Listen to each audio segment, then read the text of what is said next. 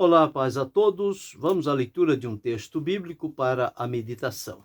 Encontramos na primeira epístola de Paulo aos Coríntios, no capítulo 3, o versículo 16, onde está escrito assim: Não sabeis vós que sois o templo de Deus e que o Espírito de Deus habita em vós? Dentro desse texto, nós vamos meditar sobre 7 ações do Espírito Santo no cristão. Aqui Paulo escrevendo aos irmãos da cidade de Corinto, trazendo a lembrança deles que, uma vez que foram alcançados e salvos por Jesus, perdoados, libertos, justificados e adotados na família divina, eles também tornaram-se habitação do Espírito Santo. Jesus, quando falou com os discípulos, antes de consumar a obra da redenção, ele disse: convém que eu vá, porque se eu não for, o Consolador não virá a vós. Mas se eu for, enviar-vos-ei. E quando ele vier, convencerá o mundo do pecado, da justiça e do juízo. Do pecado, porque não crê em mim. Do juízo, da justiça, deixa eu ler. Do pecado, porque não crê em mim, da justiça, porque vou para meu Pai, e do juízo, porque já o príncipe deste mundo está julgado. Essas as 3 ações do Espírito Santo no convencimento do pecador. Jesus disse que esta seria a missão do Espírito Santo, que ele viria no momento em que Jesus fosse glorificado e que, ao vir, ele não estaria do lado de fora, como aconteceu no tempo do Antigo Testamento. A ação do Espírito Santo era de maneira esporádica. Ele vinha sobre determinada pessoa para uma missão definida e capacitava aquela pessoa com o poder, com a unção, para realizar aquela obra diante do Senhor. Mas o que Jesus disse é que ele viria para ficar conosco, para estar em nós e habitar conosco. Então, não somente habitar conosco, mas estar em nós, ser, no caso, entronizado. É o que Paulo está dizendo aqui aos irmãos da igreja de Corinto. Não sabeis vós que sois o templo de Deus e que o Espírito de Deus habita em vós? Então, é uma interrogação que ele está dizendo aos irmãos, explicando o cuidado que se deve ter por ser o templo de Deus e a morada do Espírito Santo. A morada, somos a morada de Deus em espírito. Então, o Espírito Santo, ele veio para ficar, ele veio para morar em nós, ele veio para estar conosco. E não somente isto, mas ele veio com o seu trabalho definido no intuito de nos capacitar, orientar e ajudar a desenvolver da melhor maneira a obra que Deus tem confiado a cada um de nós. O primeiro trabalho do Espírito Santo é convencer o homem, conforme disse, do pecado, da justiça e do juízo. Este convencimento do Espírito Santo, ele afeta os 3 elementos da personalidade. Ele afeta o nosso entendimento, o nosso sentimento e a nossa vontade. A partir do momento em que a mensagem do Evangelho está sendo pregada, o Espírito Santo está trabalhando através daquela mensagem para incutir na mente do pecador, para que ele tome ciência da condição em que ele está. Então, o Espírito age no entendimento, abre a compreensão da pessoa para ela entender o que é o Evangelho de Jesus Cristo, por que foi necessária a morte de Jesus, isto devido à condição da humanidade.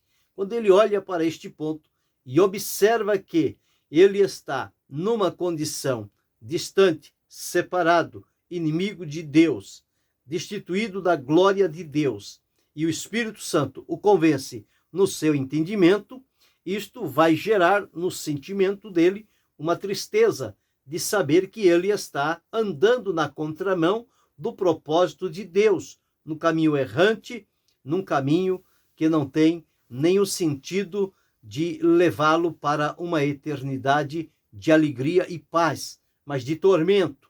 E, no entanto, quando o Espírito Santo toca no entendimento, no convencimento da pessoa, isto toca também no seu sentimento, e ela então está disposta a romper com aquela vida que está levando e receber aquilo que está sendo prometido através do Evangelho de Jesus Cristo. E aí entra o trabalho da vontade, é a disponibilidade da pessoa de decidir. Uma vez que ela foi convencida no entendimento, no sentimento, foi o Espírito Santo trabalhou ali também, porque a palavra de Deus diz que o arrependimento, segundo Deus, ele causa tristeza, essa tristeza momentânea, mas ninguém se arrepende daquilo, porque depois vai produzir um fruto que glorificará o nome do Senhor. É assim mesmo. E a vontade vai operar no sentido de desejar estar disponível a tomar posse daquilo que lhe é oferecido através de Jesus Cristo, a salvação pela graça por meio da fé. Tudo isso é o trabalho do Espírito Santo operando na nossa vida para nos levar a Cristo. Chegando em Cristo, estando nele, perdoado, liberto, transformado, justificado e adotado na família divina, o Espírito Santo continua o trabalho dele na nossa vida.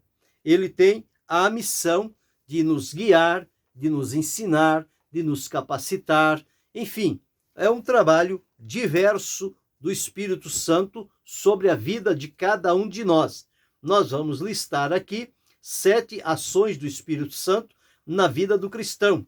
Não quer dizer que se limite somente a 7, mas são estas que vamos hoje meditar sobre elas. Porém, existem muitas outras que nós temos o apoio na palavra de Deus para dizer sobre este assunto.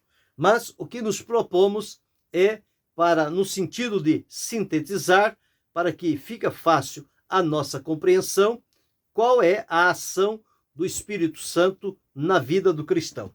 Nós observamos aqui este primeiro ponto, que nós somos o templo de Deus, a morada do Espírito Santo, morada do Espírito de Deus. Em 1 Coríntios, no capítulo 6, e o versículo 19 diz: não sabeis que o vosso corpo é o templo do Espírito Santo, que habita em vós, proveniente de Deus, e que não sois de vós mesmos? Então, nosso corpo é o templo, é a morada, é a habitação do Espírito Santo. Então, veja o cuidado que devemos ter com o nosso corpo, visto que ele pertence a Deus, porque fomos comprados com o preço de sangue.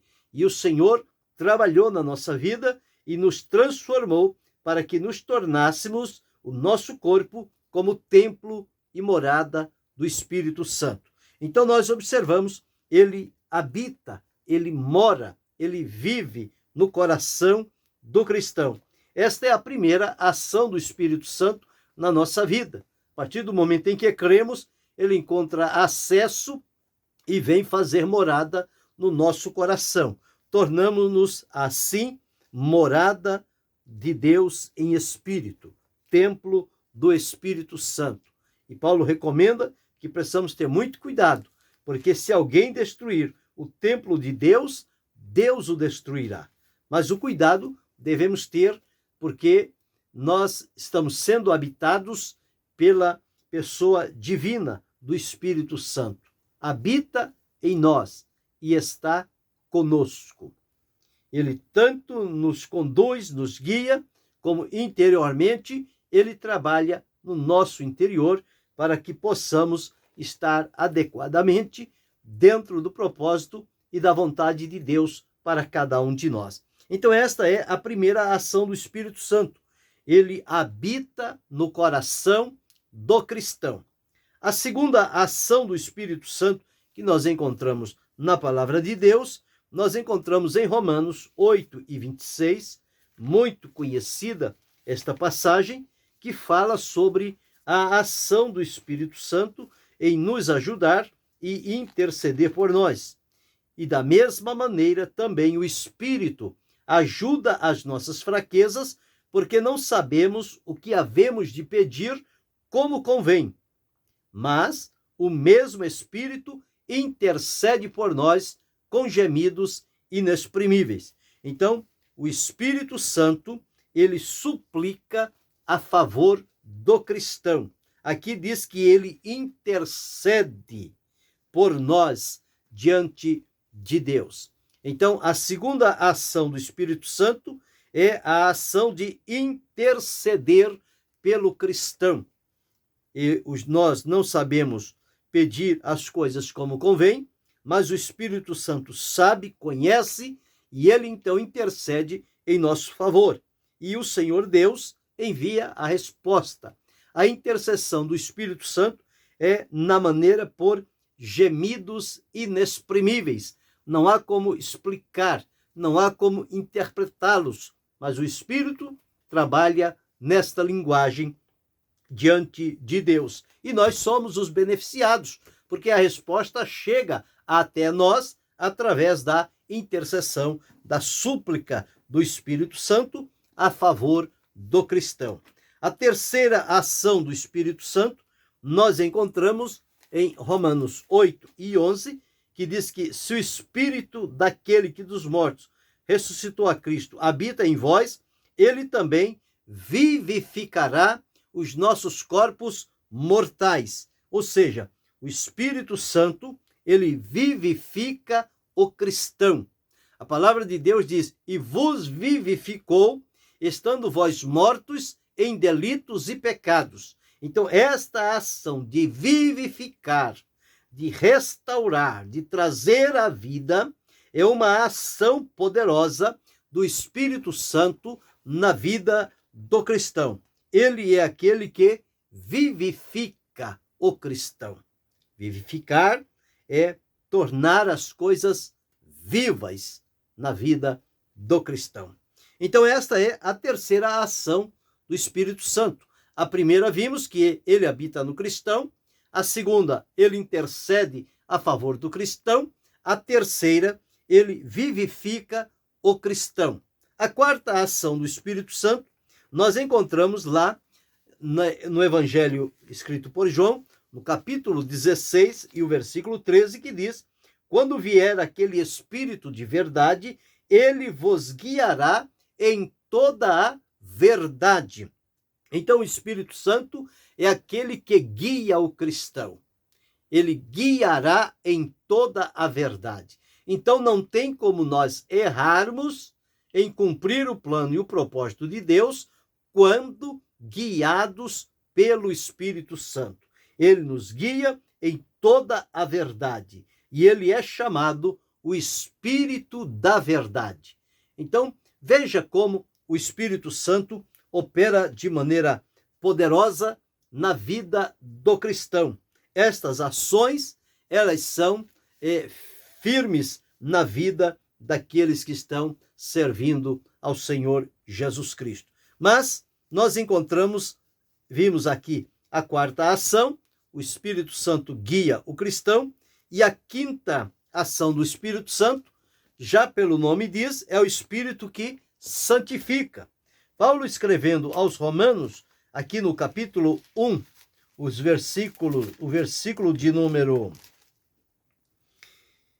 4, está escrito assim: declarado Filho de Deus em poder, segundo o Espírito de santificação. É um dos nomes do Espírito Santo. Espírito de santificação.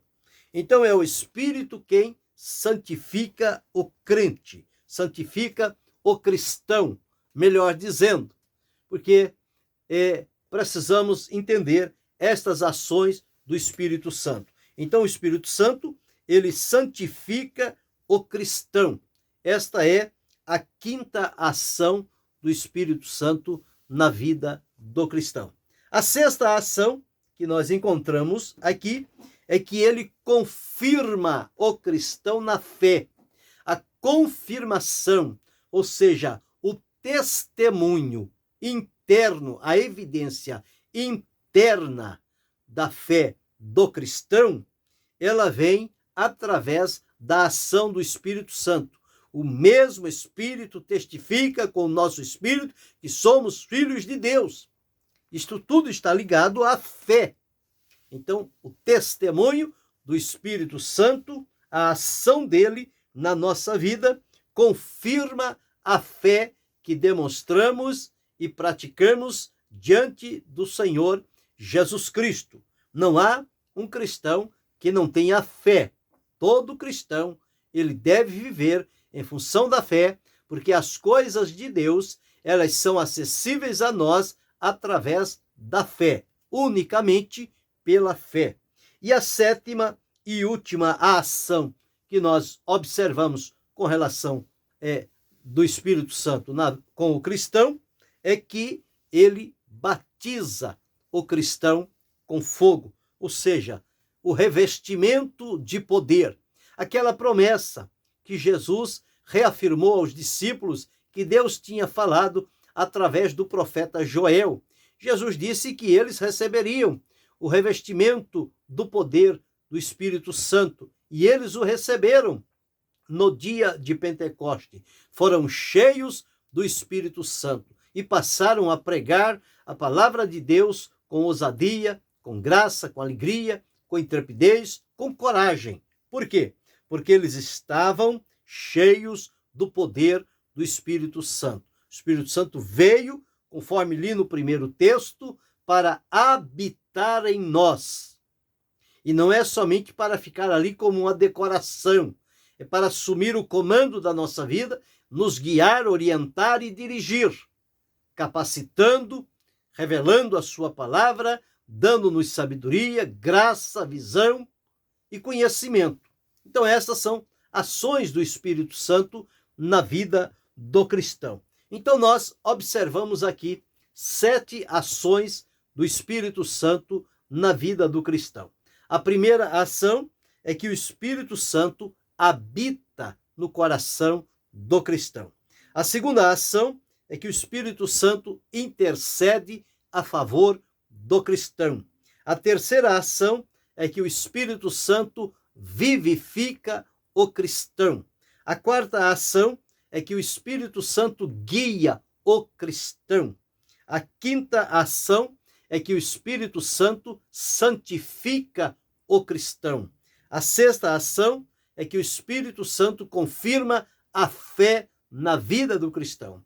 E a sétima e última ação é que o Espírito Santo reveste de poder o cristão, torna-o um instrumento ungido nas suas mãos pelo seu poder para realizar a grande e maravilhosa obra de Deus confiada a cada um de nós. Então veja quantos benefícios tem o cristão na relação com o Espírito Santo. Estas são ações próprias do Espírito Santo. E todos nós temos experiências com relação a estas ações do Espírito, porque sentimos, percebemos e temos a convicção de que ele habita em nós, ele mora em nós, que ele nos ajuda naqueles momentos que não sabemos pedir como convém, ele intercede a nosso favor. Nos momentos quando parece que tudo está perdido, ele vivifica. Ele traz um novo ânimo. Quando precisamos de uma direção, uma condução, é o Espírito que nos guia. E ele nos guia em toda a verdade. E ele também, quando precisamos nos colocar mais em disponibilidade, é o próprio Espírito Santo que vai nos santificar, nos separar e consagrar para Deus. Como também ele confirma a nossa fé e dá o testemunho firme e verdadeiro. E por fim, nós experimentamos o que Jesus experimentou. Ele foi ungido com a virtude do Espírito Santo e andou fazendo bem curando os enfermos, curando a todos os oprimidos do diabo, porque Deus era com ele. Jesus foi cheio do Espírito Santo, guiado pelo Espírito Santo, conduzido pelo Espírito Santo, usado pelo poder do Espírito Santo. E nós também temos esta mesma bênção da parte de Deus, de que o Espírito Santo tome todo o controle da nossa vida e nos leve a ficarmos em disponibilidade diante de Deus para sermos usados pelo poder do seu Espírito e para a glória do seu nome. Portanto, que sejamos instrumento nas mãos do Senhor e que o Espírito Santo tenha plena liberdade de agir e operar na nossa vida estas ações que foram listadas. Fazendo assim, nós seremos alegres, felizes, produtivos e o nome do Senhor será glorificado, porque estamos fazendo algo para Deus, direcionado pelo Espírito de Deus. Que Deus continue abençoando-nos em Cristo Jesus, não só hoje, mas para todo sempre. Amém.